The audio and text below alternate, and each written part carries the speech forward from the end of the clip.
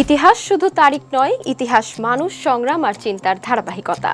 একটি দিন আমাদের মনে করিয়ে দেয় সময়ের স্রোতের টানে কতটা উল্টেছে পাতা, যার বিশ্লেষণে ফুটে ওঠে উত্থান, সৃষ্টি, পতন, স্বচ্ছতা ও নিষ্ঠার গল্প। রূপ নেয় সভ্যতার রং, বলে দেয় কতটা ও কিভাবে বদলাতে পারে তা। অভিজ্ঞতার ঝুলিতে বুলি ফোটাতে পারে এই একটি দিনের তথ্য, কারণ তাতে মিশে থাকে একাধিক গুরুত্বপূর্ণ ঘটনা ও সেই ঘটনার সাক্ষী।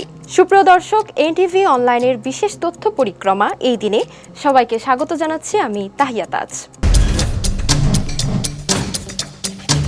এই দিনে ইতিহাস প্রতিদিনই কথা বলে।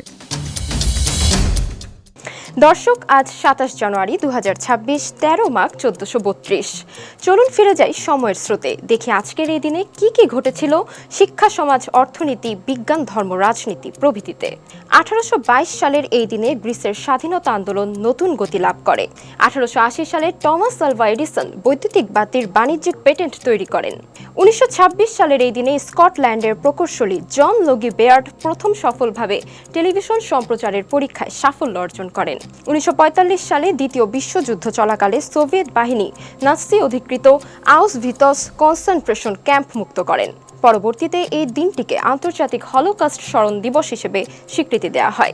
১৯৭৩ সালের এই দিনটিতেই প্যারিসে যুক্তরাষ্ট্র এবং উত্তর ভিয়েতনামের মধ্যে শান্তি চুক্তি স্বাক্ষরিত হয়।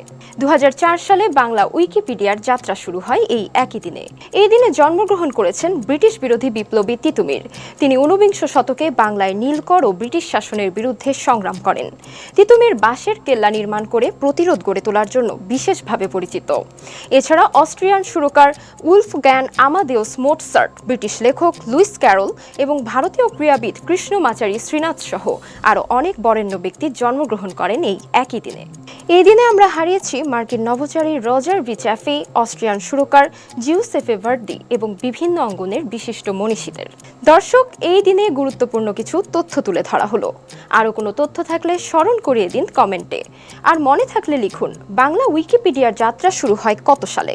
ফলো করুন আমাদের ফেসবুক পেজ এনটিভি এবং এনটিভির ইউটিউব চ্যানেল, এবং বস্তুনিষ্ঠ যে কোনো সংবাদ পড়তে ভিজিট করুন ntvbd.com। ভালো থাকুন, সুস্থ থাকুন, শুভকামনা সবসময়।